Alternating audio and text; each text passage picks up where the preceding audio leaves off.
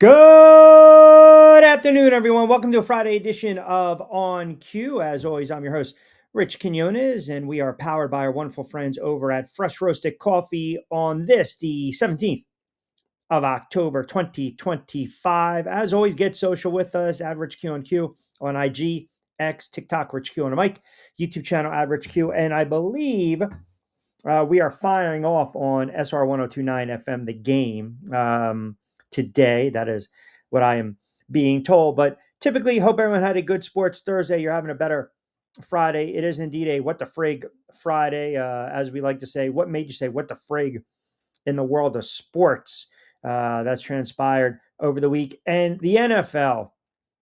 I mean, what more can we say when it comes to the NFL? Because again, I just feel it's almost at nauseum. We try to figure out the league and we can never figure out the league. And we love to talk about some of these legit teams, some of these teams that we believe are contenders. And then the flip side of that, you get the fraud alerts. And I thought last night was a perfect example of a fraud alert. Now, I'm going to give Cincinnati a boatload of credit. That was a hell of a Thursday night football game, right? They're down early in this one. They rip off 17 in a second. And then that fourth quarter was crazy. Rodgers and Flacco and Rodgers and Flacco. You know, you got old guys slinging it left and right. I mean, that Hail Mary attempt by Rodgers was utterly ridiculous, right? I mean, spinning around 60-something yards. Flacco leading Cincinnati late. And Cincinnati gets a win 33-31. There's a lot to take away from that game. And now, just like that, you know, Mike Tomlin kind of looking foolish. Quote, what are you thinking? Trading a quarterback within the division, a guy like Joe Flacco. Well, Flacco basically turned back the clock last night. And for one Thursday night, for one night, Joe Flacco looked like a Hall of Fame quarterback. I mean, he was just unbelievable. 342, 3 touchdowns. Oh, by the way, the old man had to scramble as well. I mean, you know, who knew? Who saw it coming? Aaron Rodgers, 4 touchdown tosses, 2 picks. Steelers defense just gave up a boatload of yards. Cincinnati ran the ball for $147. Steelers also were able to run the football finally. And Rodgers was upright the entire game, but they just gave up the plays late. And now with Cincinnati being 3-4, the Steelers coming back down to life. Now, am I going to sit here and assert the Steelers as a fraud? Yeah, because I've been saying it now for how long? I'm not sold on the Pittsburgh Steelers. They don't blow me away. They don't do anything. Where I would get giddy and excited about. But it makes things a little more interesting in the AFC North, especially knowing that even though the Ravens are pretty much almost buried, look at their schedule. If you look at their schedule, you will see they've got some opportunities to win some football games to at least get back to 500 or remotely close and make it, you know, an interesting little late run here in the AFC North. So we're going to run through the gamut. I do believe there are teams that are frauds. I do believe that teams should be on upset alert. You know, this whole notion right now, it came down a little while ago that Carson Wentz was going to start from Minnesota. There is no, you know, Carson Wentz Bowl. Just stop. It's just corny. This is not Carson Wentz Revenge Bowl versus the Philadelphia Eagles. This guy's bounced around 5 different teams over the last several years. That dog's not going to hunt anymore. It's just not. But the Eagles are definitely on the lookout. The Eagles are definitely on upset alert this weekend. They are definitely on upset alert. And, you know, again, you look around the NFC, Dallas dealing with some injuries. I mean, you want to talk about a freak injury. Diggs is going to be out Sunday. So he's not going to be available against Washington. The Giants in Denver. Denver decides I'm just going to start running my mouth all week long against my little old Giants. We got some really good games on Sunday, 1 o'clock games, 4 o'clock. We'll get through the NFL. We'll get your thoughts. We'll give you some picks, plays, the best bets, predictions as we typically do. Baseball-wise, I mean, look, we know the Dodgers arguably the best team left standing right now. They are making mincemeat of the Milwaukee Brewers. That series is not even competitive. It just isn't. It's not a competitive series. I thought it was going to be five. It looks like the Dodgers right now poised for the sweep tonight. You got Otani on the hill. They're going to try to get that quick lead against Quintana, knock him out of the game. Dodgers are looking for the sweep. And then you turn around and it's been a crazy wild series, Toronto and Seattle. And give Toronto credit. Toronto was down 2-0 in the series. They've come back.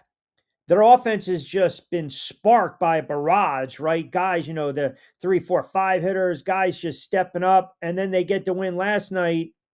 And how about Scherzer kind of turning back? Flacco, the old man, turned back the clock. Scherzer, turned back the clock and showed a little feistiness on the mound. I mean, he gave you a vintage pitching performance last night in an 8-2 win. And now that series is knotted up at 2-2. And then you had all the de facto GMs and the skippers and the managers, all the decisions that came about, Dombrowski and the Phillies. They're going to retain Thompson. They're probably going to bring in another hitting coach. Everyone wants to get rid of Long. They're going to bring up other coaches. The Yankees doing the same crap. Insanity, insanity, insanity, insanity. What else is new? If you're a Yankees fan, what else is new? I mean, that's kind of where we're at right now with those teams. The Mets, who knows what's going to happen with Alonso? He's going to want a lot of money. There's certainly plenty of time to get into that, but we are football heavy. Obviously, you got college football this weekend, but last night showed you again in the NFL. It's week to week. You can't figure it out. Just when everyone wants to say that the Pittsburgh Steelers are the class of the AFC North, defensively, they had no answers for Joe Flacco last night. And you also want to talk about force feeding a ball to a wide receiver. You're going to tell me right now that, now think about this for a moment. We're talking about great receivers that Cincinnati has. Are you telling me that if Joe Flacco in Cincinnati can target Jamar Chase 23, 24 times, he was just a beast. Higgins' brilliant play late in the game, getting down, so smart. The wherewithal, get down, milk the clock, kick the field goal, get the hell out of there with the win. But if you can force feed 23 targets to Jamar Chase, Jalen Hurts should be able to get A.J. Brown into the mix this Sunday against Minnesota. But that's a big win for Cincinnati. And listen, sometimes you sit there and say, you should have made the move. You should have made the move to kind of bring in a quarterback sooner rather than later. You're talking about a veteran guy in Flacco who spent, 10, 11 years in Baltimore. Little cups of coffee with Denver and the Jets, bounce around a little bit, but he's a pro's pro. This guy's thrown for close to 50,000 yards. He's had seasons where he's lit it up. He's had seasons where he's thrown 20 or more touchdown passes, early on in his career, the first 4 out of 5 years. This guy was with Baltimore. Here's a player that won a Super Bowl. So he's been around the block, and maybe he's the quarterback right now to just kind of steady and calm the waters for Cincinnati, and they're not out of it. I mean, they're not out of it. They got the Jets coming up. That is a winnable game because we know how bad the Jets are. They have the Bears, the Steelers, again, the Patriots. They can rip off a couple wins here. All of a sudden now things get interesting. You get to 500, 4-4. A lot of football left to be played. And they're not the only team. If the Ravens figure out a way to stockpile some wins because they've got the benefit of a soft schedule. But this weekend should be really interesting, especially in the NFCs, because everyone's sitting there saying the Eagles going on the road. That line was 1.5, thinking McCarthy was going to start. Now that Carson Wentz is starting, it's been bet back up to 2.5. But there's no way the Philadelphia Eagles can lose 3 straight, right? Jalen Hurts, A.J. Brown, Saquon, Nick Sirianni, no way. The Giants going on the road against Denver. Denver has just absolutely ran their mouths all week long. The Denver Broncos, I don't know what you guys are doing. Why are you running your mouth? This is not Kansas City. It's the New York Football Giants. You guys rarely play each other. Nick Pitino, deleting tweets talking about delusional fan bases. Look, all you got to do is, again, the trash talk is great. But you know how you shut somebody up? You just basically go out there, you play well, and you get the W. That's all they're concerned about. And this is what's really interesting, and it's got me a little giddy, right? It's got me a little giddy and a little juiced on this Football Friday edition of On Cue. If the Giants somehow go on the road and beat Denver, you're going to tell me they can't go on the road and beat Philadelphia? And if Philadelphia is sliding all over the place, a couple wins, Giants can make it very interesting in the NFC East. This is by far, again, by far, this division is not even remotely spoken for at this point. We can sit there and say 4-2, whatever. We can sit there and say 2 straight losses, no way you're going to lose 3 in a row. Okay. Let's talk on Monday. A lot of parity. And as I mentioned, I'll give credit where credit is due. You know, some of these veteran quarterbacks, I also think it speaks to how bad some of these young quarterbacks are. And it speaks to how, they're not properly, evaluated when you have guys like Flacco and Rodgers slinging it all over the place last night, right? Wife woke me up last night just to tell Q he was wrong. Flacco is not done. I mean, did she really wake you up for that? I mean, listen, you got to work on your game de facto, because if the missus is waking you up during the night, it better not be. Why am I on the missus' mind? Why am I, if you're sitting there snugly, right, in the DMV counting sheep, maybe you had a little layup, a little hot toddy, and all of a sudden you get nudged by Mrs. De facto, and she's like, wake up, I got to tell you something. Tell Q he was wrong about Joe Flacco. What am I? Well, I mean, am I living rent free here? Is this what's going on? I mean, you said it. We got it right there. Should we post it up again? Right? Should we post it up? Wife woke me up last night just to tell me to tell Q he was wrong. Flacco is not done. I mean, let's, you know what? Hold on. This is good. We want to snap this for a moment. We want to receipt it, keep it in the archives, just because maybe I'll hear from her on a Man Up Monday. Why not? Can we do it on a Woosah Wednesday? Why not? De facto, am I going to see you again for the rest of the show? Mrs. De facto with Q dancing through her head? Yes, you are correct. She was correct as well, with respect. Flacco played well.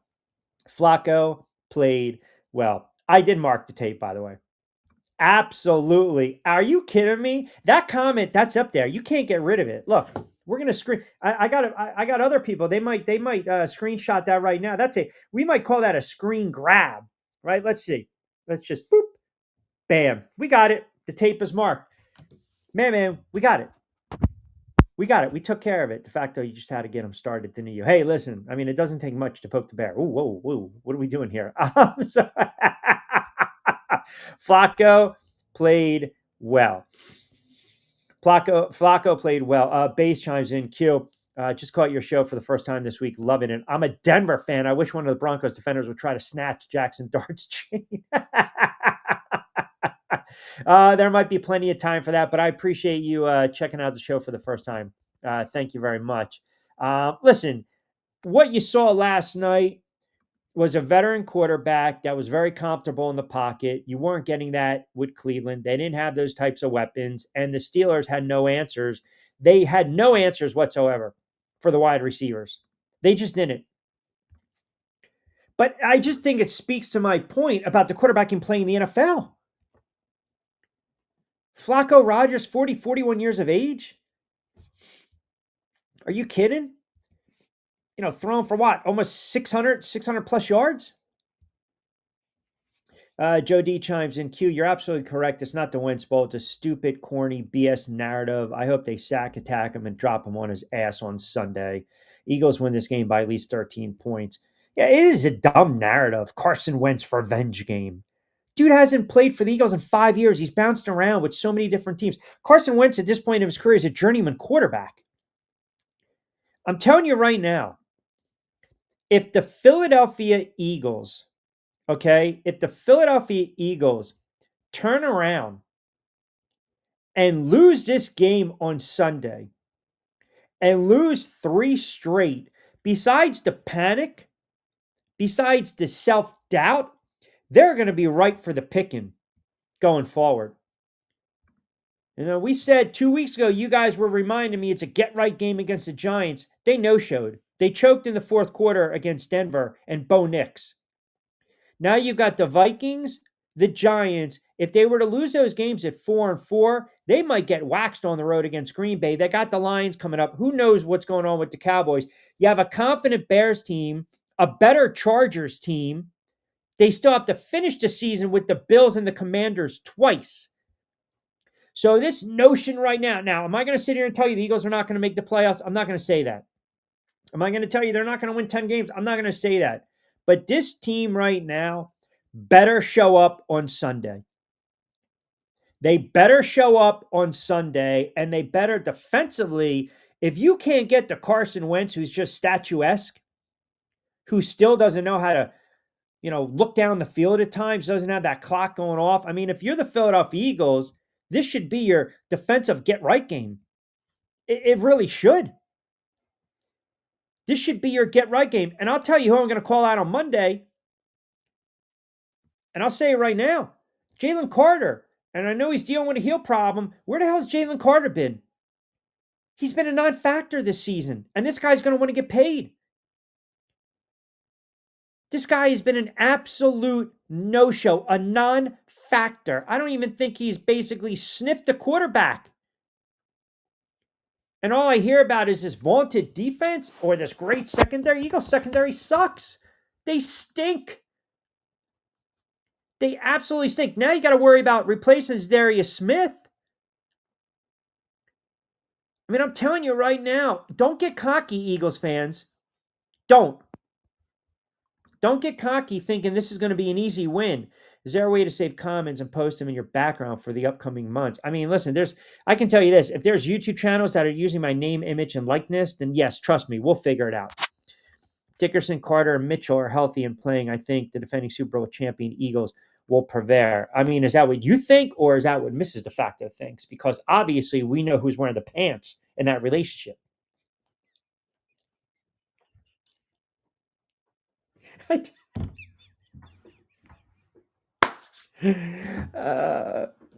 I'm just saying. They're banged up. You got a banged up squad right now. That secondary you can throw against the Philadelphia Eagles. Now, if Carson Wentz is upright and protected, then he's going to have some opportunities to sling it. This is just, again, this like I said, this whole narrative, it's not a revenge game.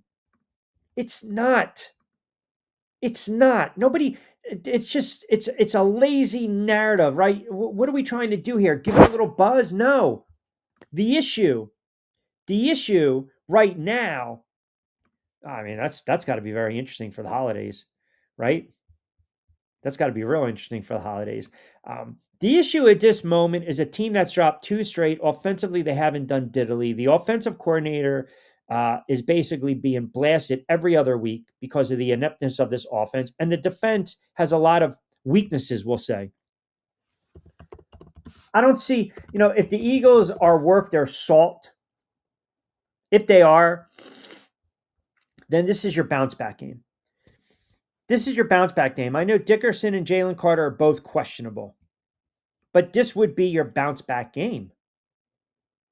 And I believe when we start to talk about fraud alert, panic mode, teams, under that microscope, that pressure, at this moment, listen, the Philadelphia Eagles, there's a boatload of pressure on this team. They're the defending Super Bowl champs, and even though they're 4-2 through 6, they've dropped 2 games, and it's not surprising they struggled with Denver in week 5. But then you get the blowout loss to the Giants the following week, which a lot of people thought was unexpected. And we always talked about, the identity of the Philadelphia Eagles. What is it? On offense, shouldn't it be a dominant rushing attack? And they haven't found their legs. Now, again, can you find your legs against the Vikings? You should be able to get to Carson Wentz. This would be a very bad loss. It really would be. The problem offensively with the Eagles is they're bottom 10, both throwing, running the football. The passing attack here and there, a little bit of life, a little bit of promise. Okay.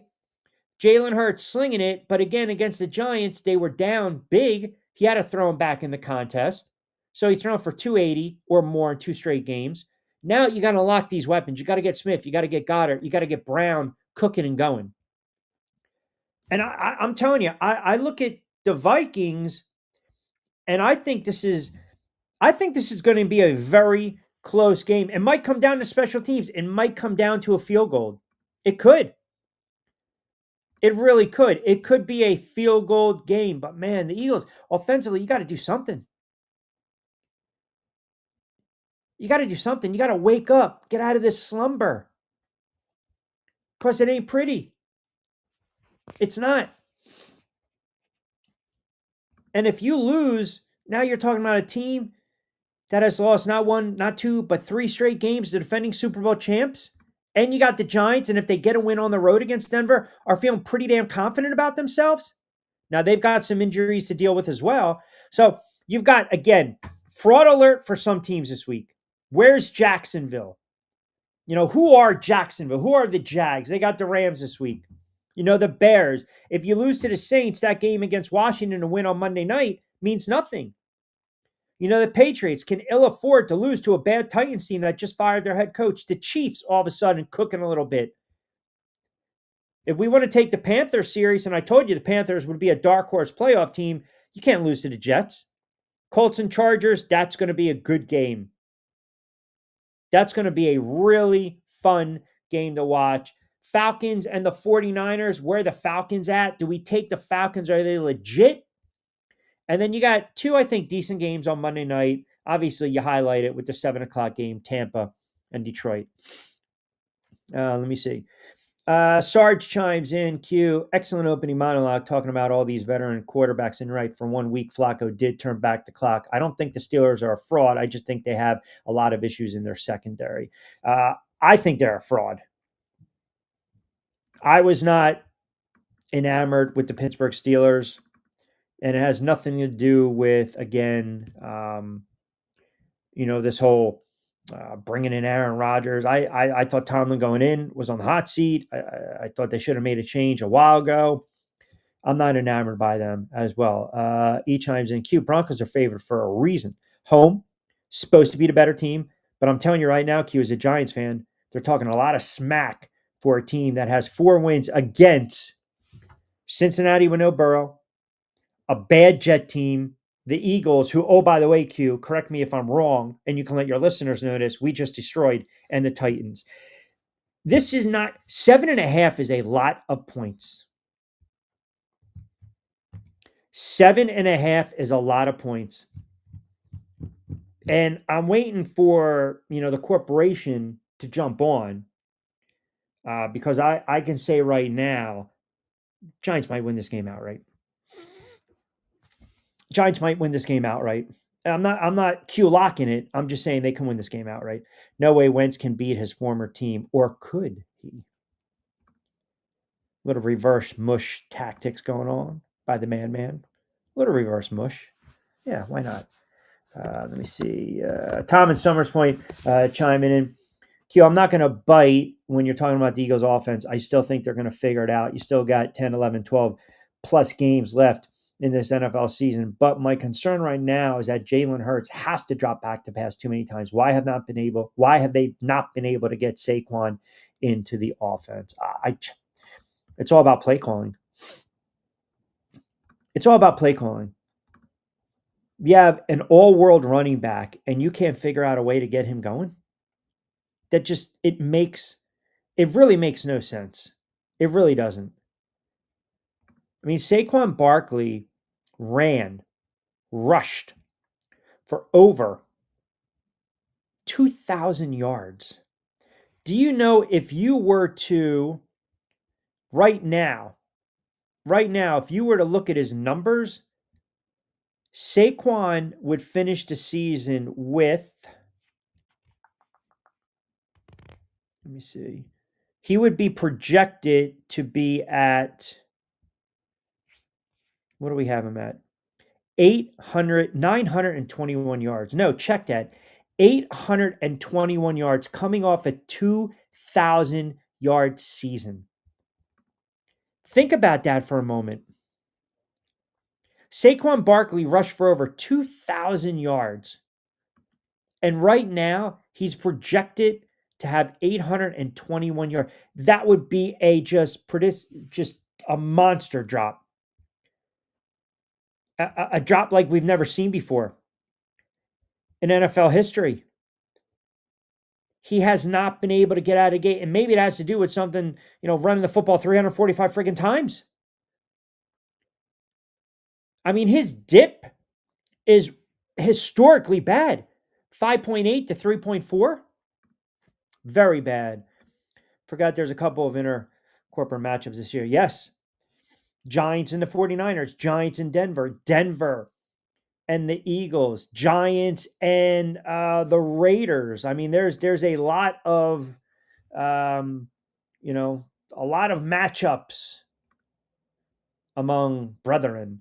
Kevin C chimes in. Any updates on Waddle to the Giants? Nothing. I know Mike McDaniel kind of dismissed, right? Kind of dismissed those rumors. When Lloyd and I dropped a new edition of Back Your Play yesterday, and I asked him flat out, just flat out, we're talking about Tennessee, and it's tough. You got a rookie quarterback, top draft pick. You can the head coach after what, 5 weeks? If the Dolphins go on the road and they lose to the Browns, and let's just say Dylan Gabriel lights them up, and they lose 30-6. I don't see how Mike McDaniel has a job on Monday. I really don't. I really don't, for the life of me. How in the world, like at this moment, and the stuff he says, he's also like Aaron Glenn. He's talking himself out of a job. So he's shutting down baseless trade rumors. Okay, but that's what these insiders do. They just come up, they throw stuff up against a window. We know who they are. You get Tua saying what he did, right? Tua comes out. He's got to apologize for the initial comments. I mean, it was snitching. It was ratting. McDaniel's coming back out saying our job's to make Dylan Gabriel look like a rookie. Yeah, but what if you still lose the game? I think at this moment, if they lose and they get blown out or they no-show again, he doesn't last. He doesn't last. Their season went sideways the first week. That's how fast a franchise's season can get derailed in the NFL. And you can never recover. 33-6. 33-6. They no-showed against the Colts. So that is a team that has to put up this weekend. The Miami Dolphins. We've got teams right now. We think we're going to see teams separate themselves. Rams on the road against Jacksonville.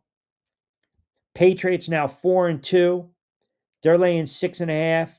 That Chiefs line actually dropped a little bit, 12.5 against the Raiders. Got some Jets fans asking me my thoughts on the Jets. I think they're a lifeless squad right now. Aaron Glenn's going to get the benefit of the whole season, but you got to make a decision, man. You got to make a decision. He did not construct the roster. It's a failure from top to bottom, from the GM to Aaron Glenn to who he hired to be coordinators, offensive coordinators, defensive coordinators. It has not worked out for the Jets right now. It just hasn't. And if you're the Panthers, if you want to be taken serious like a team that's up and coming, you need to take care of the Jets. The Jets have the Panthers, Cincinnati, Cleveland, the Patriots, the Ravens, the Falcons, Miami, Jacksonville, the Saints, the Patriots, and Bills.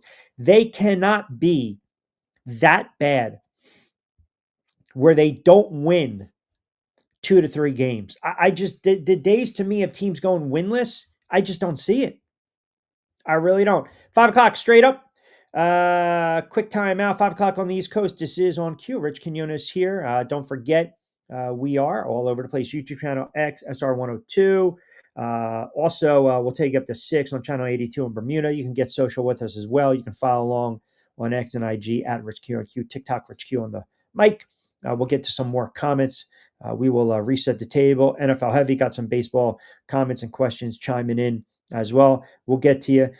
Give me your best 2 to 3 picks this weekend. Give me some of your scores, your predictions of your teams. Always let me know where you're chiming in from as well. We'll take you up to 6-ish. Quick timeout. We'll come back on the other side.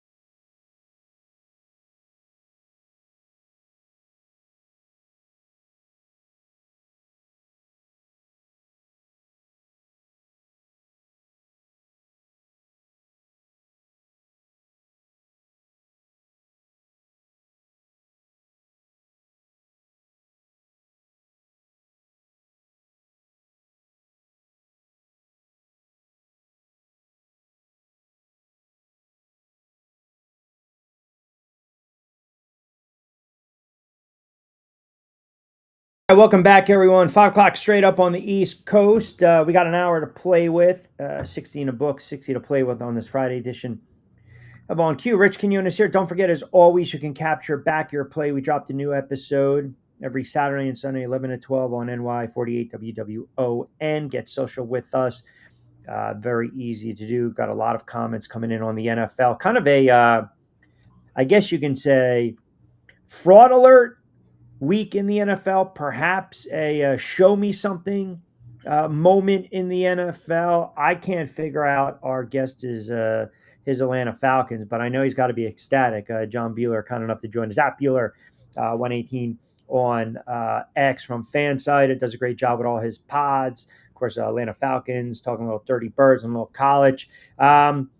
Yeah, let's start with your Falcons. I told you I can't figure them out. They're a hard watch, and then boom, I'm laying the number with the Bills the other night. I'm laying the number with Washington the other night.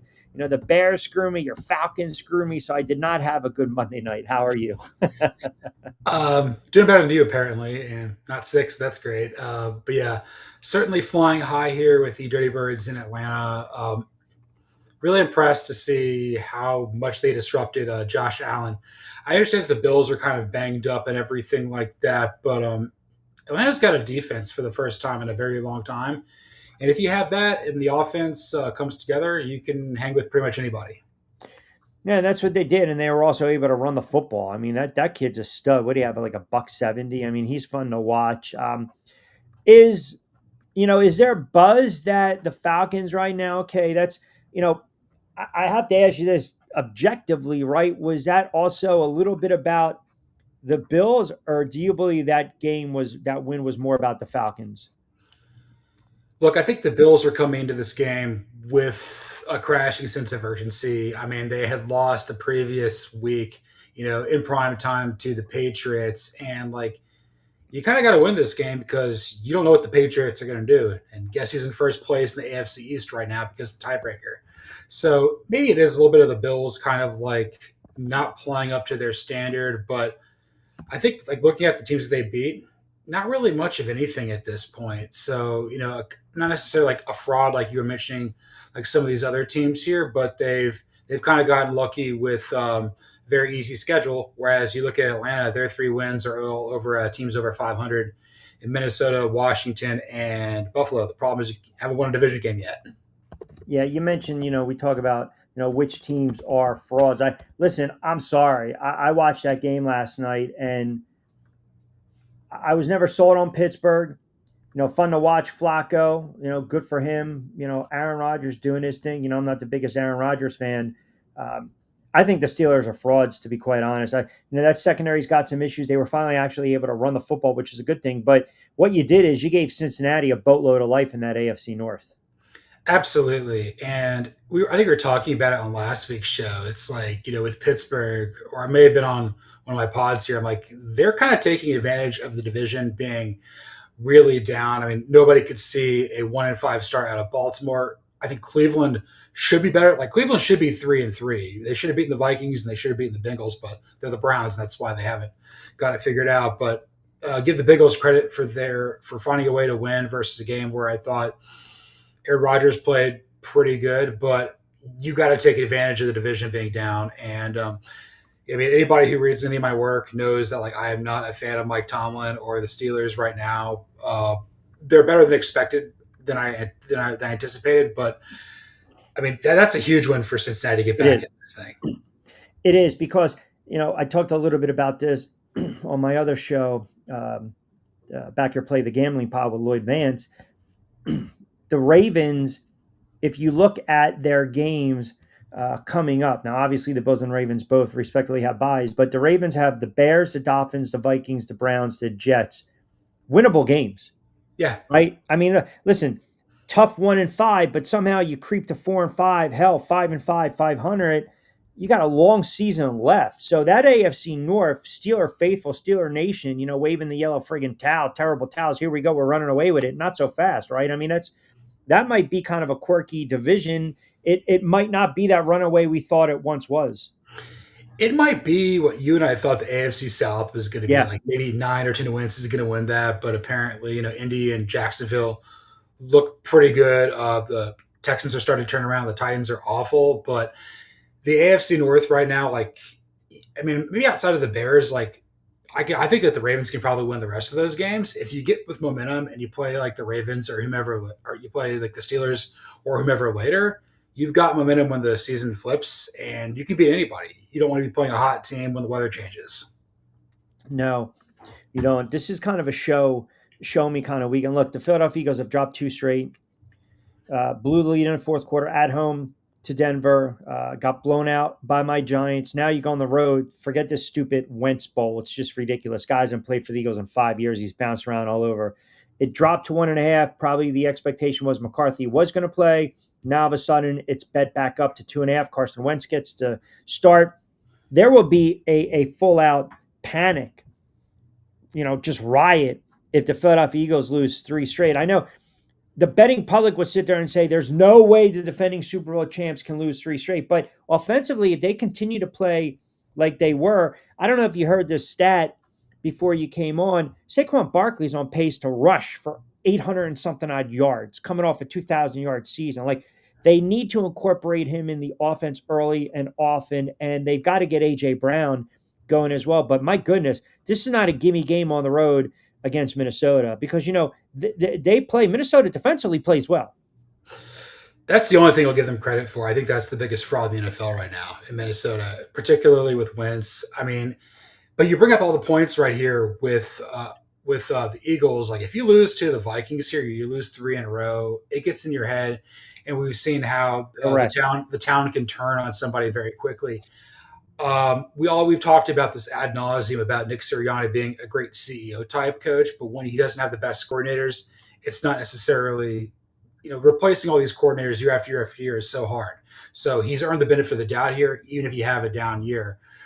But I mean, the Barkley thing intrigues me.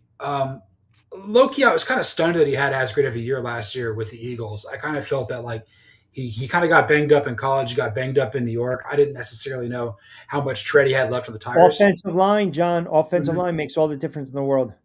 Absolutely, and Philadelphia has kind of been at the top of the league for about 4 or 5 years now, but those things can change in an instant. Like look at Denver. Denver's got a great one. Denver was horrible like 3 or 4 years ago. Now they've probably got one of the probably arguably the best offensive line of football. Yeah, I'm just a little surprised the Eagles haven't been able to run with success. And you watch that game last night. Flacco's able to get the ball to these receivers. Chase and Higgins a boatload of targets. You're telling me that AJ Brown can't get 15 targets on Sunday against Minnesota? I don't know. I mean, you should be able to. I mean, Brian Flores is overqualified to be the defensive coordinator. We all know why he's not a head coach right now, but he's really the best thing that the Vikings got going for them. I'm going to refrain from the JJ McCarthy slander here, but I don't trust Carson Wentz at all. Like, if imagine if you gave him $1,000, he'd come back with an iPhone for himself and not one for you. That's what he would do. Yeah, listen, sexy ginger Jesus. I'm not a fan of either, but I would love for them at home to get the win, right? Because I think my Giants are live dogs in this game. 7.5 is a big number. I know both, teams kind of sprouting off at the mouth, but Giants got something going a little bit. Now, obviously, that Denver defense is really good. I'm not entirely sold on Sean Payne's play calling ability. And I think Bo Nix, now remember too, I've got Denver Washington as my Super Bowl participant. So I'm a little torn on this one, but back me in the corner. Give me the Giants with the W outright, but I'll take the cover in the number. I think the Giants have an opportunity to run the football a little bit, have Jackson Dart do what he does best, improvise, scramble a little bit. Obviously, they're going to be void of some weapons from the receiver standpoint, but you saw what he was able to do against the Eagles with kind of no-name guys and other guys like a Hyde and a Robinson and Theo Johnson stepping up.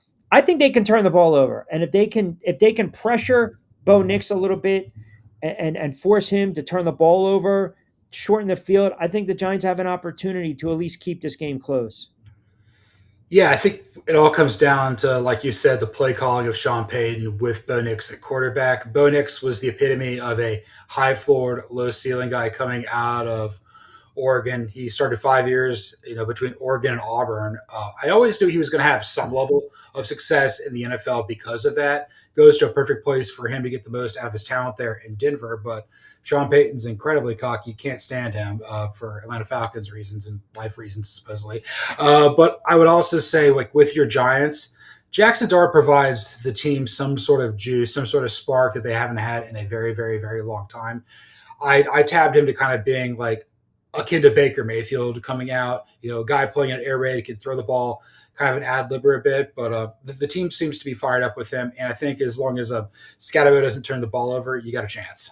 Yeah, I agree. Should be a fun game. Not a bad window for 4 o'clock games, right? You got the Colts and the Chargers, Dallas banged up, and Washington, Green Bay, and the Cardinals. Like, again, if I got to take you serious, Washington, Green Bay, you can't lose these games. Now, that's a divisional matchup, NFC East, Washington, and the Cowboys. That's a bad loss by the Washington Cowboys. I'm sorry, by the Washington Commanders the other night because they're feeling pretty damn good about themselves going on the road, getting Daniels back, and then in essence, blowing out the Chargers, shutting down that offense, and then you come back and you lose late against the Bears. So I want to see how Washington responds against Dallas.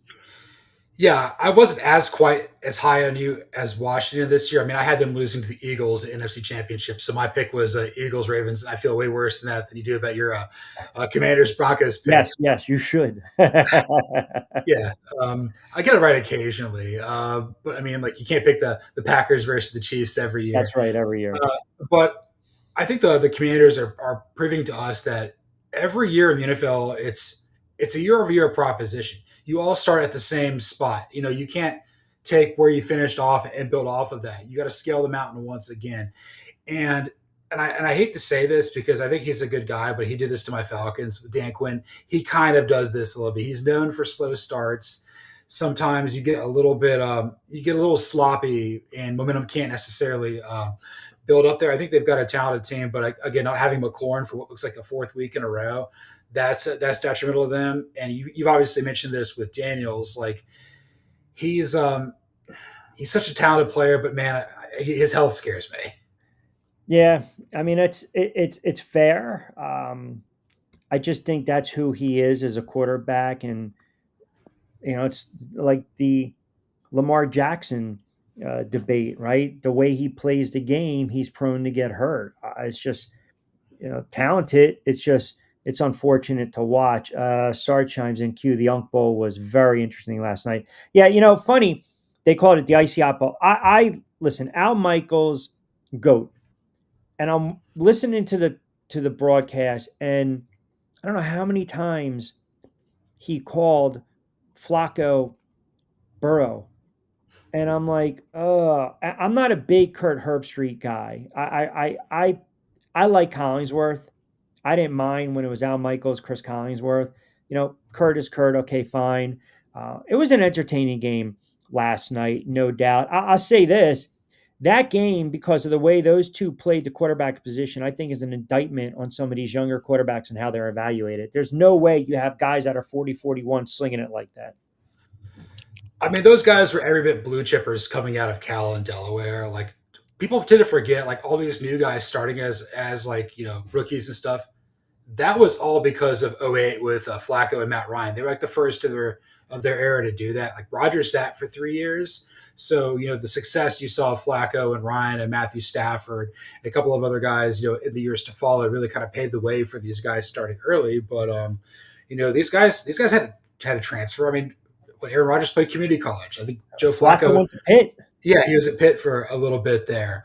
But I think there's a mechanical thing that I think these guys have just figured out where they can always throw. It's all about the lower body, and as long as Hmm. they take care of themselves, they'll be fine. And I think anybody in the huddle for both of those teams know what those men have accomplished, and they're willing to go to war for them, even if they are on the wrong side of 40.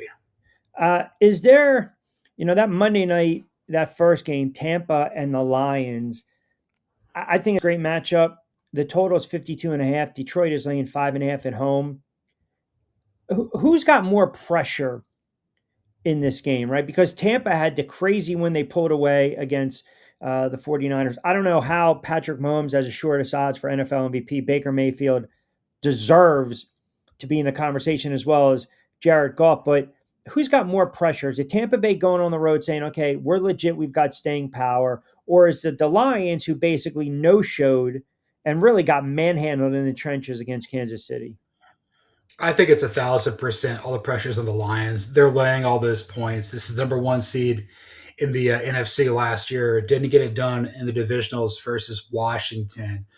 These windows close, and you've seen like you lose two coaches of note to the Bears and the Jets jobs.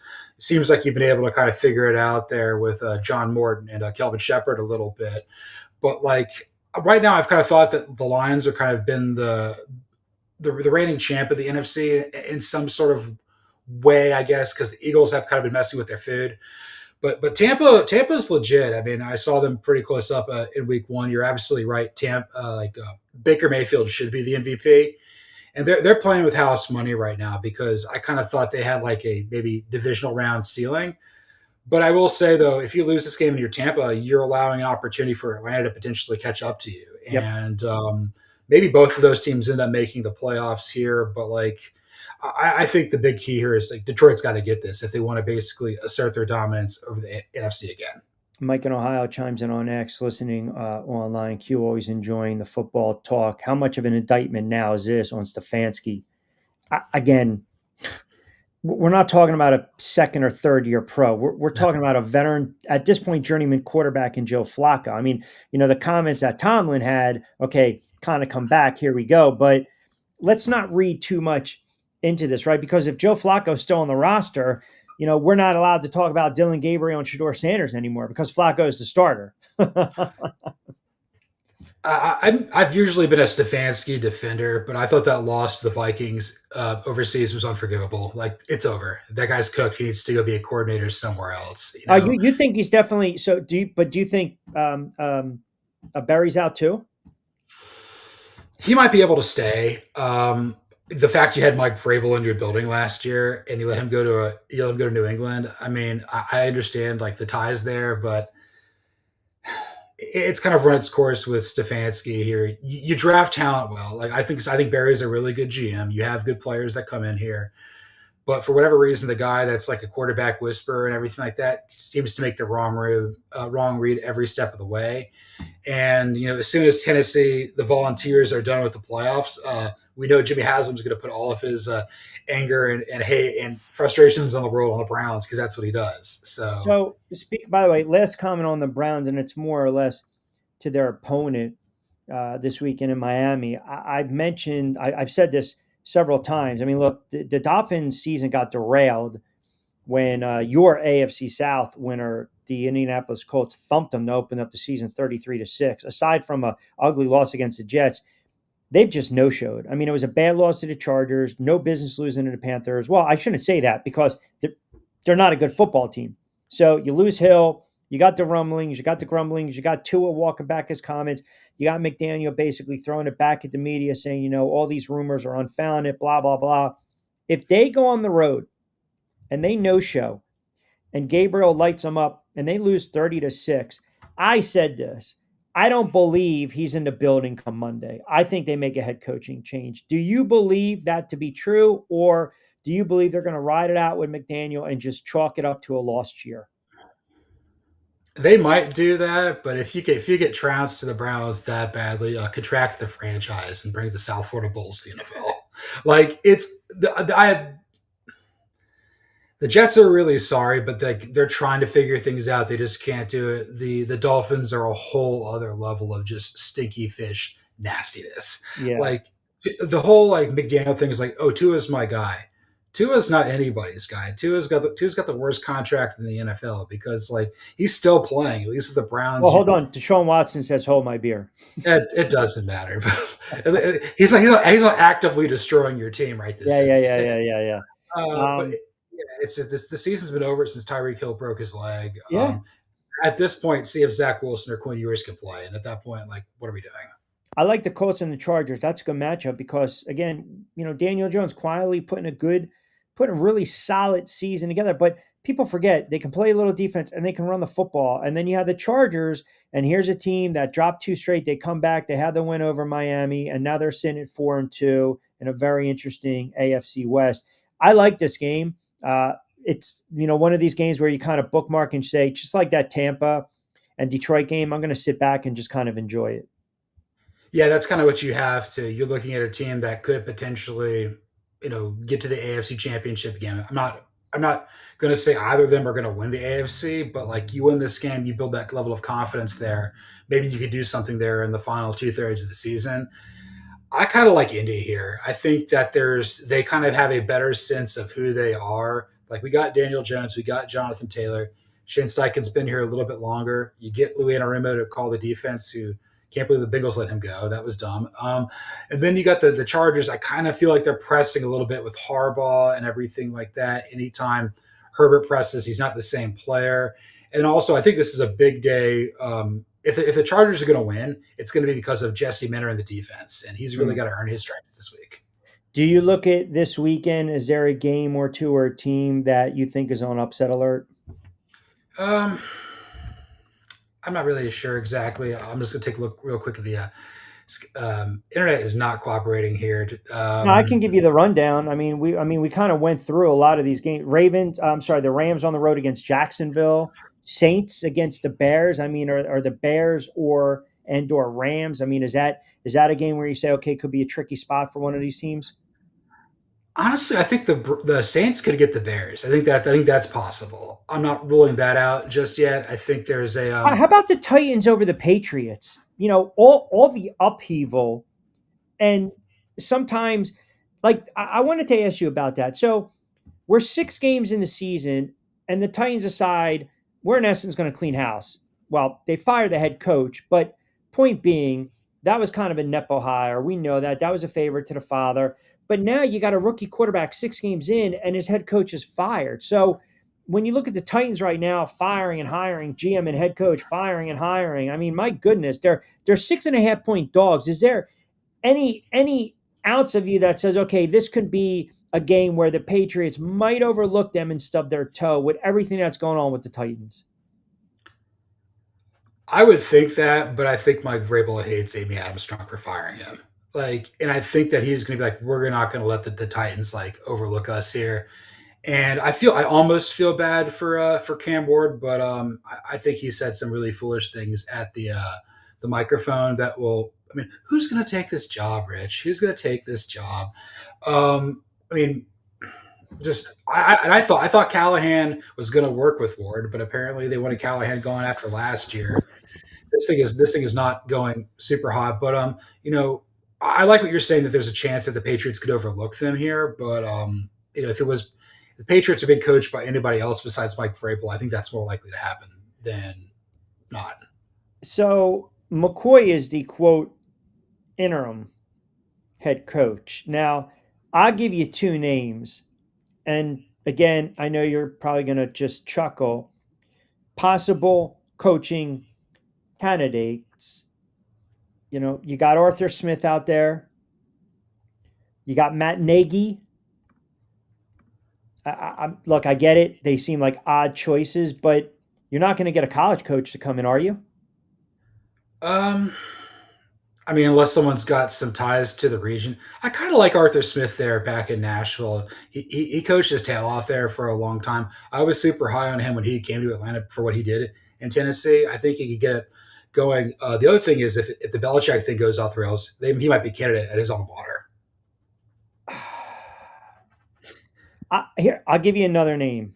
And this is kind of an outside the box. He was a journeyman quarterback, but everyone's kind of pegged him over the last several years where he's going to be a future head coach, Josh McCown. Now, because remember, you're trying to help a young quarterback, right? So you got McCown. He's been often thought of a future head coach. Let me get my hands on Ward, right? You study under Kevin O'Connell. Here we go. I don't hate that. I think that could work. I mean, yeah, he's been everywhere. He's seen everything in the NFL. His quarterback life is different than Ward's, so he can probably be able to help pick him up if things are a challenge there. I mean, it wouldn't shock me honestly. It would be kind of funny. Like, let's say the Miami Hurricanes win the national championship. Do you think they just hire Mario Cristobal to coach Ward? That I don't think that would work at all, but it could happen. Yeah, listen, I got some guys actually chiming in. McCarthy, Kingsbury, with Washington, but hey, we don't know how it's going to play out. Michael, who is the head of the corporation, which is a loyal bunch of listeners that are stand up guys. He is a Denver Broncos fan, hence the Broncos country. Let's ride. He wants to know: are the Broncos on upset alert versus my Giants? uh, Potentially, I would say that like New York will make it probably closer than what Denver's expecting. I think that it really comes down to how well Dart plays. But I think if Denver gets this win, this really helps them in their case to win the division. You got to win these What games I to want keep. to hear, but I don't want it this Sunday, John. I don't want it this Sunday against my Giants. I want to keep the Dart Express rolling with Scattaboosh, Scattaboosh. Yeah, I think it's going to be a really fun game. So I think that's really all we can hope for as fans. Yes, that should be a Nance and Romo. I believe it is 425 game. Damien, who's a big time Cowboys fan, not only once he says it in lowercase, cut Diggs now, but then he comes back in uppercase and he says, cut Diggs now. What a bizarre. Was he out with a concussion, right? He had an accident in the house. Didn't Des Bryant also chop off his fingers cutting carrots? Uh, I guess that's just the price to pay with Jerry Jones paying your salary. Weird stuff happens there in Dallas. My co-host on Fall Start, Cody Williams, is a big Cowboys fan. I'm like, you guys are kind of decent. He's like, we're fun. I don't know if we're good, but like, Right. yeah, he's Right. like, the offense he says is pretty good, and Schottenheimer kind of knows ball there. The defense is just giving back every point imaginable. So I can understand the willingness to get rid of Diggs here. Lastly, before I let you get out of here, James Franklin, I think it was long overdue. When you put the numbers together, you crunch the numbers. He just was never able to win the games in the conference, win the big games, and that kind of just what sticks. I had Nick Costco on, covers college, knows it like the back of his hand. I asked him from On Three Sports, is it a little more shocking that they do it at this moment? And let's be honest, right? Read the room. That move, we kind of saw it coming. It just doesn't happen after the loss to Northwestern. He's walking out the door with 49 million. Everyone's now going to sit there and say, all right, who's going to be the next guy to come into Penn State? We can have that conversations down the road. Two questions. Was this move surprising to you? And the second is, do you believe that Penn State is a desirable spot for a potential head coach? First question. Yeah, it was a little bit surprising because, I mean, you were undefeated. You were on college game day, 15 days before this happened. And I understand this is, artificially inflated. You played nobody in the non-conference. You played FAU, Nevada, FIU, Villanova, and like Nevada. Like that's nobody. But James Franklin's reputation was he won all the games that he should. He didn't win any of the games that he shouldn't. He was called the driver because it's 10-2 every year. Now Right, you're going three. Now the best you can do is 9-3. right. Drew Aller's leg is broken. Your quarterback that was backing him up is having a great time there at Missouri with Bo Pribula. It was shocking because there was other coaches out there that are more deserving of being whacked than him, namely Billy Napier at Florida and Luke Fickell at Wisconsin. That is an absolute disaster. But I guess this is a way to kind of get out there and say, hey, we're serious about this. And I thought the top candidate for the job is no longer available because Kurt Signetti got all that money from Indiana the other day. Yeah, 80 something million? I think it's like 93 over 6 years. Like he's 64. He's going to keep coaching forever. But like, I think annually, the only two head coaches of public schools who make more than him are like Kirby Smart and Ryan Day. So you're Wow. essentially paying the guy top three money to be a top three head coach in college football. And I don't think that that's a wrong claim right now. Listen, it was pretty to me. It was just pretty simple when it came down um, with Franklin. It's just you have to beat, the Ohio State. You got to beat the Michigans.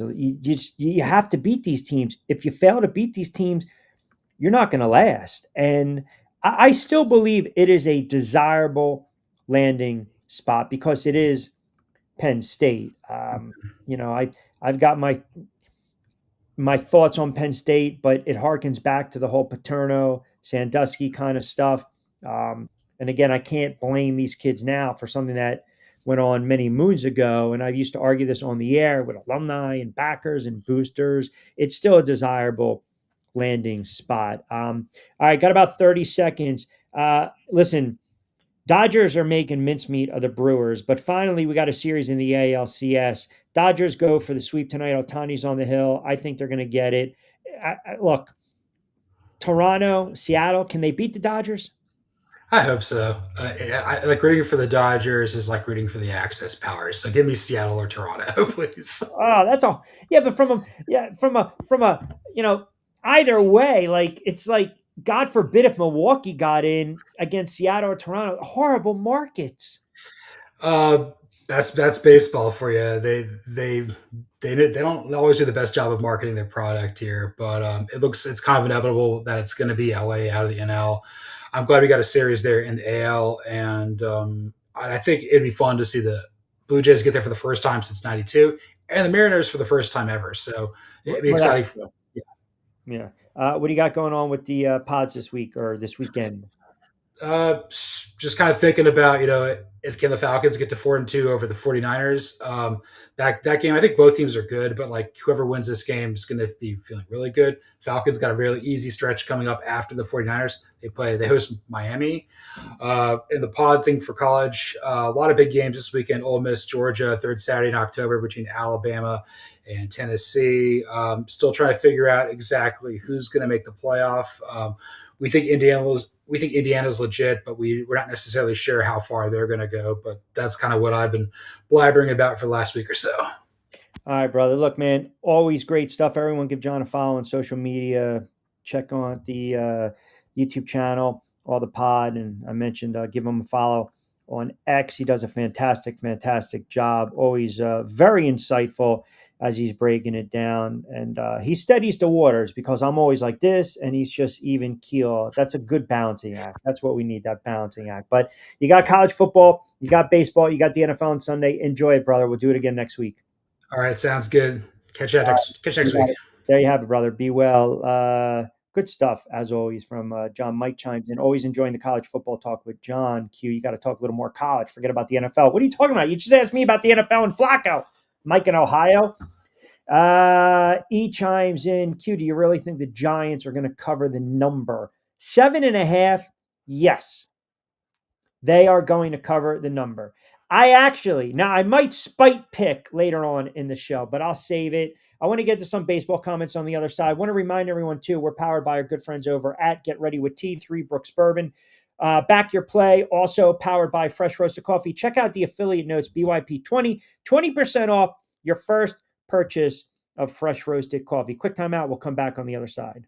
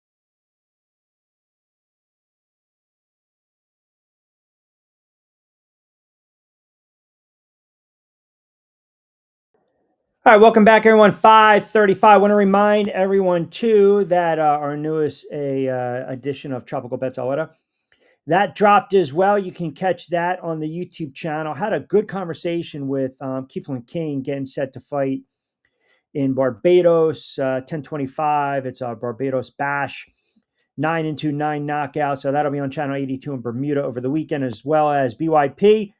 Which you can get on TV48 WWON, stream on a budget on Roku as well, Saturdays and Sundays, 11 to 12. All right, let's rip through these NFL games as we like to do, kind of a quick little whip around. We mentioned Cincinnati, Flacco last night, 21-47, 342, 3 touchdowns. They get the win late. Higgins just brilliant, the football acumen. Chase had a big night as well. Steelers secondary's got some issues. Steelers 4-2, Cincy now 3-4. A little bit of life in that AFC North. Rams on the road laying 3.5 against Jacksonville. That is the London game. Get up early, a little coffee and bagels. 9:30 start. NFL Network. Sorry, you got to listen to Eisen again. It's friggin' brutal. I just think the Rams right now are just one of the clear-cut teams in the NFC. And I look, they should have beaten the Eagles. And the 49ers game, McVay got a little too cocky and confident late. So we can sit here and hem and haw all we want. The Rams are a good football team. And you know what I think of Jacksonville. And Trevor Lawrence is so inconsistent. They love London, though, but I'm still going to take the Rams in this one. I think they cover the number. Saints are 1-5. They're staring down the barrel of a 2-3 win campaign. The Bears are laying 4.5. If we want to take the Bears serious, You have a big win against Washington. This whole back and forth between Aikman and Williams and Aikman. Have you guys been following this nonsense? This shows you. This shows you just how clueless young friggin' football fans are. They put a photo of stats together, Ryan Tannehill and Troy Aikman, and said, "How is Troy Aikman a Hall of Famer?" I'm sorry. The Gen X, the jackass, the under the 25, you guys know diddly about football. You have zero knowledge of the history of the NFL to suggest that, Troy Aikman's not a Hall of Fame quarterback. Troy Aikman just, maybe was overly critical. And that's what quarterbacks do. We talked about this the other day. They're overly critical of other quarterbacks because they know the position. They played the position at a high level. But point being, if you are the Bears, you can't lose this game. Here's a game to bookmark for Monday's show. Miami's 1-6. The Browns are 1-5. Or is Miami 1-5? Miami's 1-5. Only one win against the Jets. Go figure. If Dylan Gabriel lights up the fish on Sunday and Tua struggles and they get blown out, say 30-6, 30-10, I believe McDaniel might get fired by Monday. I honestly believe that. Patriots and the Titans, just an upheaval with the Titans. Patriots are laying 6.5. This is my look but don't touch game. The Chiefs have one of the largest lines of the weekend, 12.5 over the Raiders. Chiefs now. I gave them the kiss of death. I said the Chiefs are pretty much cooked. I said the Chiefs are pretty much done. Here we go.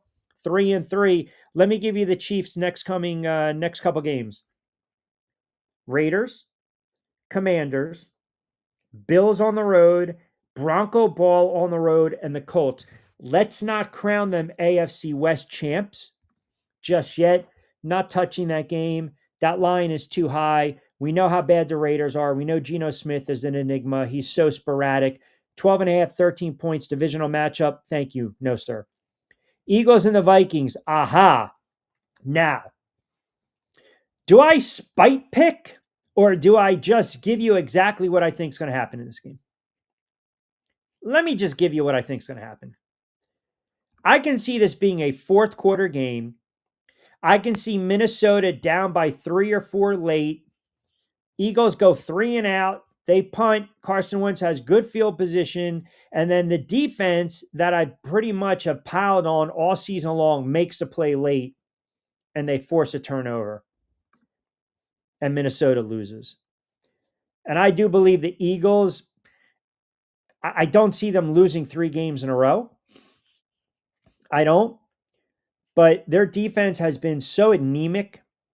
They have no pass rush, but you're going against a statuesque stationary quarterback that's also dealing with some shoulder injuries.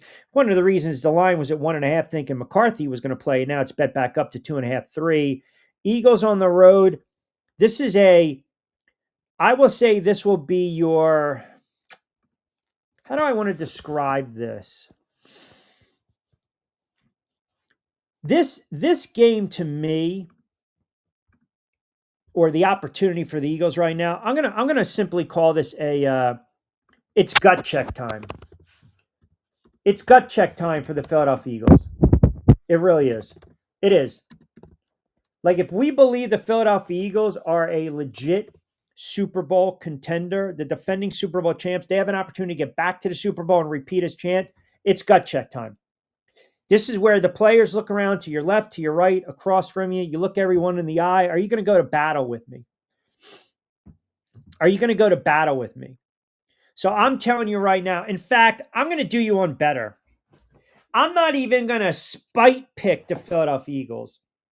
I am going to give you a Q lock. The Philadelphia Eagles will win this game on the road against the Minnesota Vikings. They will turn Carson Wentz over late. Gut check time. The hell with the spite pick. Eagles lay in the number, win this one on the road. On the road against Minnesota. Panthers and the Jets. Panthers are laying 1.5. The Jets are a bad football team. Looky but don't touch. Giants and the Broncos.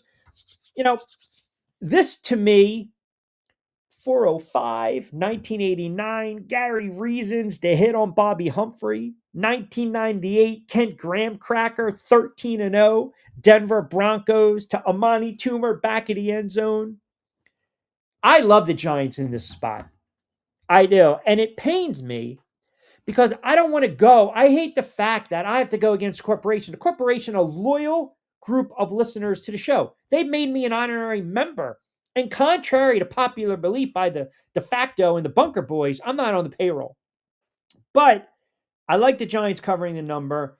And there is a tinge, a tinge, a tinge that I believe the Giants can win this game outright. And I'm going to tell you why.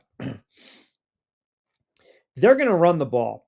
They are going to hammer it with Scadaboo. You'll see Singletary get some carries. Not sure about Tracy yet. But the RPO, again, the RPO is going to be the difference in this game with Jackson Dart. Now, we know he's kind of void of some of these weapons, but he took pretty much a ragtag group of wide receivers over the last couple weeks, and they were able to exploit that secondary, the Philadelphia Eagles. And a player you want to key on in this game is Theo Johnson. Jackson Dart and Theo Johnson, they have been just on the same page. You know, this is a tight end that's getting involved in the offense. I think the Giants want to open it up. And I think to Denver's detriment, it's going to be Sean Payton and his play calling. To me, I don't look at this game and say, this is the Giants stunning Denver. The Giants stunned the Philadelphia Eagles because the Philadelphia Eagles have owned them. The Giants haven't beaten the Eagles on prime time since 2008. So to me, this is not a stunning. This is a team right now that I think they're feeling themselves a little bit. They're coming off a nice win.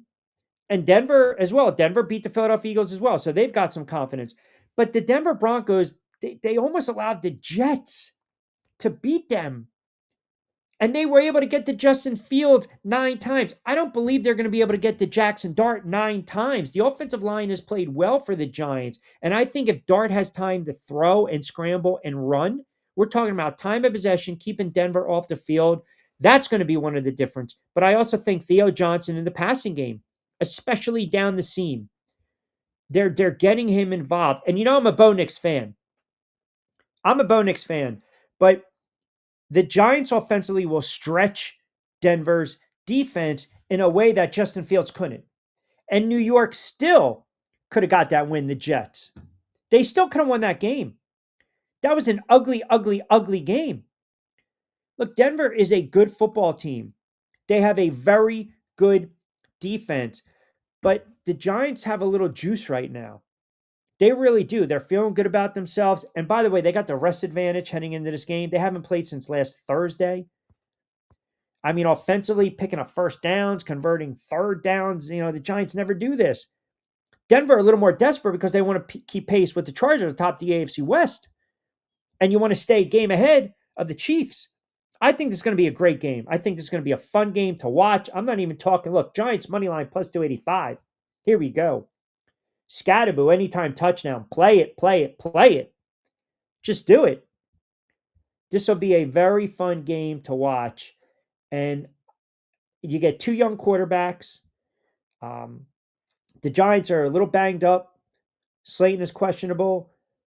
Schmidt is questionable. Abdul Carter, that can be a loss, is questionable. The Denver Broncos come in relatively healthy. I think their 2 linebackers are questionable, Ellis and Wallow.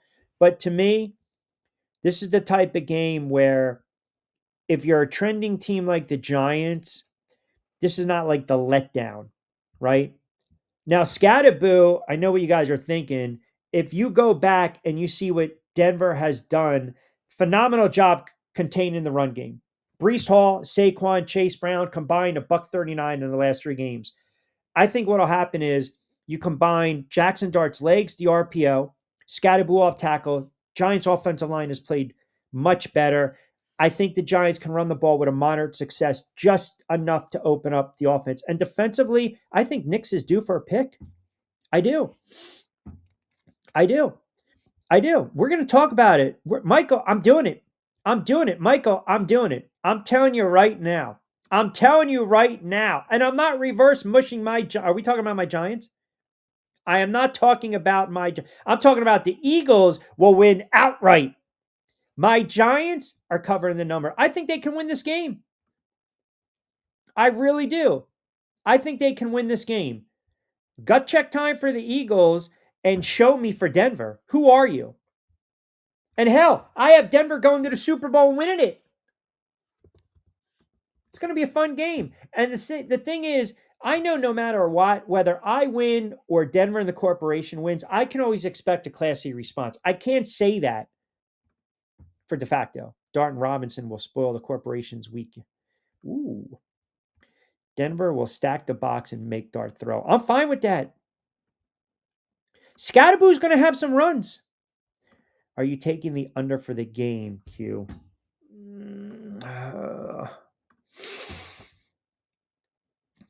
It's so low. It's 40 points. Oh my God. Denver gave up 3 to Cincy, 17 to the Eagles, and 11 to the Jets. Oh, man. I don't like taking unders. I don't, because once it goes over, you're screwed. The over, you can kind of hang in. You can get 20 points in the fourth quarter. You're sitting at 36 and a half. You need 42 and you get that touchdown late. I don't like unders unless it's just two really anemic offenses. And Denver, they have a pretty decent offense. Bo Nix has not really had the type of season that I would expect through 6 games, to be quite honest with you. I think that's, the Broncos fans would know more than I do in this regard. I think it's Sean Payne's play calling. Bo Nix, I think he's averaging what? For the season, I mean, has he thrown for over 300 yards? Maybe against Cincinnati, but he's thrown picks. And, he's getting sacked a little bit here and there. It's going to be a good game, but I will man up no matter what. I will man up on a Monday, and I will be the very first to say congratulations to the corporation. And that's what you do, Michael, because you're a gentleman. You'll be the first to say congrats if the Giants win. The Bunker Boys are a bunch of little rats. They're like Tua. They're rats. They're rats. They're absolutely rats. They're not going to come out of the woodwork. Mark and Wallingford chimes in. Q, I think that's dead on. This is a gut check opportunity for the Eagles. No, it's a gut check game for the Philadelphia Eagles. It's gut check time for the Philadelphia Eagles. It's gut check time. You can ill afford, man. You can ill afford, if you are the friggin' Philadelphia Eagles, to lose this game. You can't. You cannot lose this game. Now you're talking. Imagine this for a moment. Let me paint this picture for you.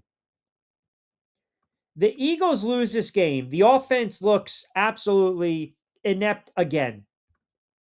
Defense can't get to Carson Wentz. He has the ball late, crams it right down there. Okay, here we go.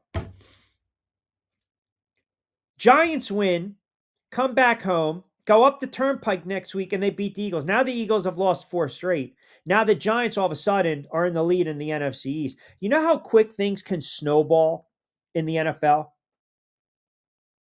It happens. Not the rats. Yes, rats. Yeah. The Bunker Boys, Scott, let me tell you how it is. Let me break it down for you. The Bunker Boys are like the dudes on the Titanic, where like they're rearranging the chairs. It's like it doesn't matter at this point. Just scattering all over the place. All right, let me finish up these games. I do like the Eagles outright, and I like the Giants to cover. We got Colts and the Chargers. Chargers laying 1.5. Totals 48.5. This is a game that Lloyd and I highlighted on Back Your Play. Nickels, dimes, Indiana Jones, whatever. This is just a good game. It's a good matchup. This will be a fun game to watch. I know everyone's looking at the Chargers right now. You lost to the Giants. You lost to Washington when Daniels came back. You just got by the Dolphins. Again, show me game. If we're looking at the Chargers like a legit team coming out of the AFC, you got to beat the Colts. You have to beat the Colts. And maybe this is a game defensively. They cause a couple turnovers. What Indianapolis has done really well this year is run the friggin' football. We're talking about Daniel Jones's numbers. That's fine. They're gaudy. He's not turning the ball over. He's playing exceptional football right now. But can we talk about Jonathan Taylor? Kid's got over 700 yards, I think, 650 yards already.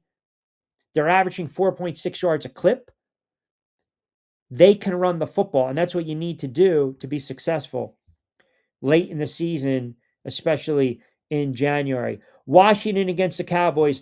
Now, this is where I'm torn, and I'm going to need some help from you guys.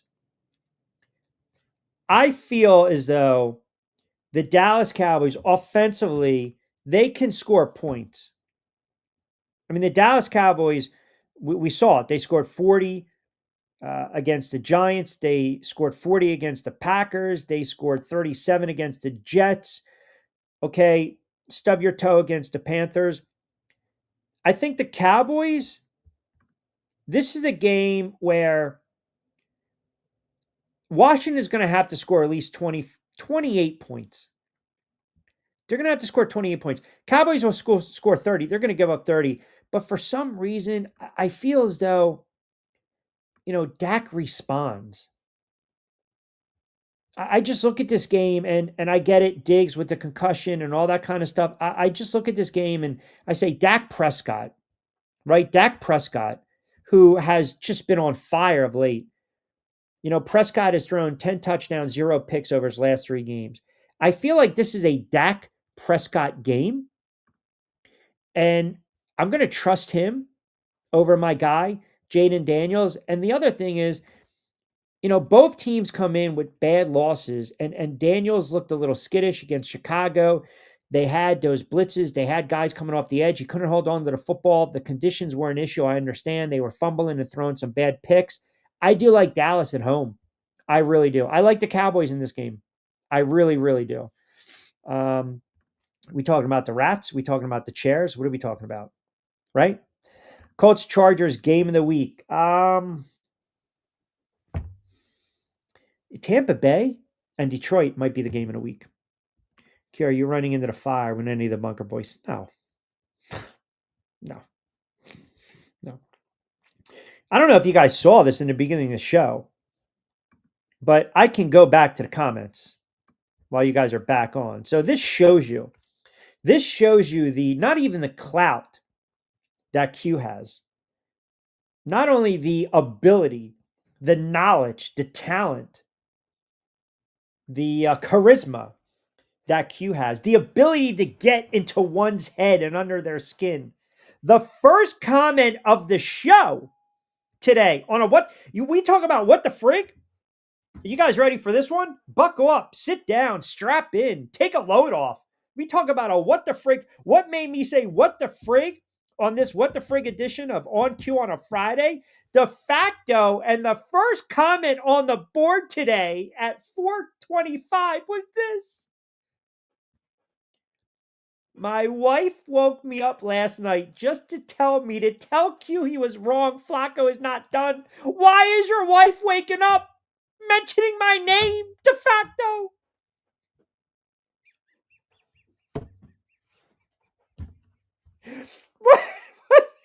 The first comment on the board. Oh my goodness. Bunker boys, be aware. Do not let this handsome cat out on the street. Why am I on the minds of the missus? Oh my goodness. Not good. Not good. Not good. Cute Vidal kid seems like a hardball guy. 100%. 100%. They listen. They want to mold the players, right? So you're talking, and the one thing is they can run the football. They're averaging right around five a pop. But this kid, he just kind of quietly is going about his business, and you like to see that. And he hasn't fumbled the football, and he's already got what? I don't think he scored this year, but he runs the ball hard, right? He's getting a little more reps over the last several weeks. I mean, obviously he came into his own against Miami. Nick and Wally for Q, really? I mean, I'm just saying. I don't. What do you want me to say? D chimes in. Q, come on. What? Did I say something wrong? I didn't say anything wrong. Thank you. That's a bad look, de facto. I have nothing to do with this. And by the way, de facto, he made that comment, and what did he do? What did he do? Scattered. Scattered, right? Remember the scene when when they were like, look, the Titanic's sinking, man. Shit's about to hit the friggin' fan. Leonardo DiCaprio keeping his head, keeping his wits about him. So when they lower down the boat, it's women and children. Women and children. Do you remember the friggin' rat that jumped on the boat and just faced forward because he didn't want anyone to see him? You remember that scene? You know exactly what I'm talking about. And then they lowered him and they kept looking at him like, what a friggin' rat. That's the bunker boys. That the Titanic's going down. Women and children be damned.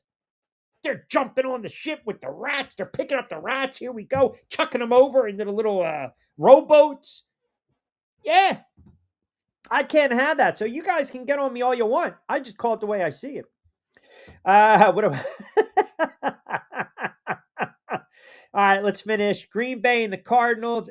Nothing appealing about that game. Green Bay's laying 6.5. Falcons and the 49ers. My 49ers, I told you they're going to win 10 games. I know they are a banged up team. I'm sorry. I am not. Oh, and by the way, Brock Purdy out again. Out. Pearsall out, which means Mac the Knife, Mac Jones. I think he has a bounce back game. I do. This is not a reverse mush. I don't believe in the Falcons. I don't. I don't believe in the Falcons. You're asking the Falcons to go on the road and beat the 49ers. So you're asking a young quarterback in Penix, who I'm not sold on. The 49ers just need to shut down the run. I mean, stack the friggin' box. You shut down Robinson, you shut down Atlanta's offense. This is a bounce back game for Mac Jones. This is a bounce back game for Mac Jones. I remember that rat Titanic. You remember? They said easy, easy. And he just stood there like this. I'll give you the perfect example or the analogy. I'll give you a comp to that scene. When you're driving and you have that just jerk off behind you that just is right up your ass. I mean, it's like you're driving, you're like, why not take the wallet, get up my ass a little more? Why don't you? And you want to slow down a little bit just to be a prick. Okay, fine. But he's right up your ass, or they're right up your ass while you're driving. You're doing, 30, 28 and 25. You're following the speed limit, you're abiding by the laws. And this guy's up your butt, up your butt, up your butt, boom, boom, boom, bang, bang, bang, bang, bang. And then finally you're just like, no, I'm not getting out of the way. And he speeds passes you. And he kind of gives you the quick look. And then what happens? The car gods above decide both you and this jerk off are going to get stuck at the next light. You ever notice that when the guys right up your fanny and they run around you, and then you come up to the light and you're both there, and then you turn and you give him a look, and what does he do? He goes like this. Or he pretends he's not paying attention. He'll fiddle with the mirror, the radio dial. That's a rat. That's the comp of the bunker boys on the Titanic when they were lowering the rowboats. That's the comp. That's it. I mean, de facto still hasn't congratulated me for the Giants win, and that was like 16 years ago. I mean, what are we doing here? What are we doing? But yeah, that's exactly it. Fiddling, fiddling, fiddling, fiddling, fiddling. That's it. You should remember that scene. It's a life lesson scene. That's a life lesson scene. If that guy had any wherewithal, any stones, any balls, any onions, any heart, he does not get in on that rowboat. You know what he does? He sits there and he tries to conquer Titanic sinking with the rest of them. And he didn't do that. Always happens. Both people get stuck to like too many rats out there. It's a world of rats, Michael. It's a world of rats. Bucks against the Lions. Give me Baker Mayfield on the road. Here's a game. If you're going to play anything, play the over 52.5. Detroit's laying 5.5. Tampa Bay, though, man, they are fun to watch.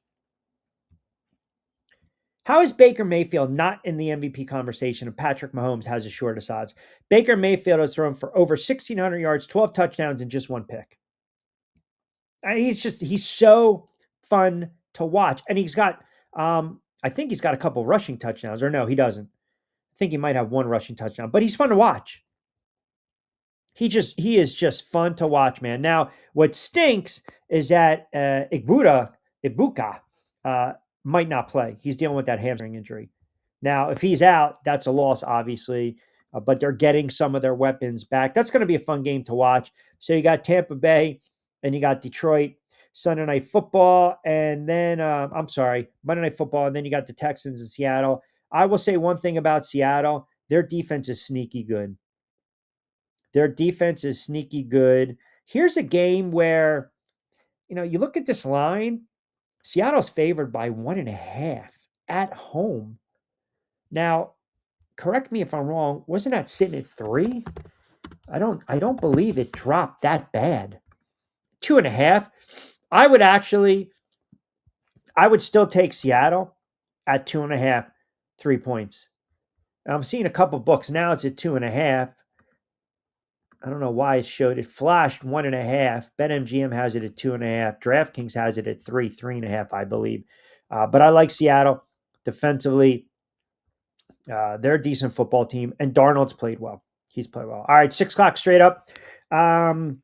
Check out. We broke down all the games on Back Your Play on Amazon, Spotify, Apple. Lloyd and I did that. It's up on the YouTube channel as well. Don't forget, subscribe to the YouTube channel. Good stuff from John Bueller. Busy weekend ahead. You got the boxing. I got the boxing. Got a ton of basketball. We'll be back in the saddle on Monday, Man Up Monday, or as we like to say, Lunes Mentiroso.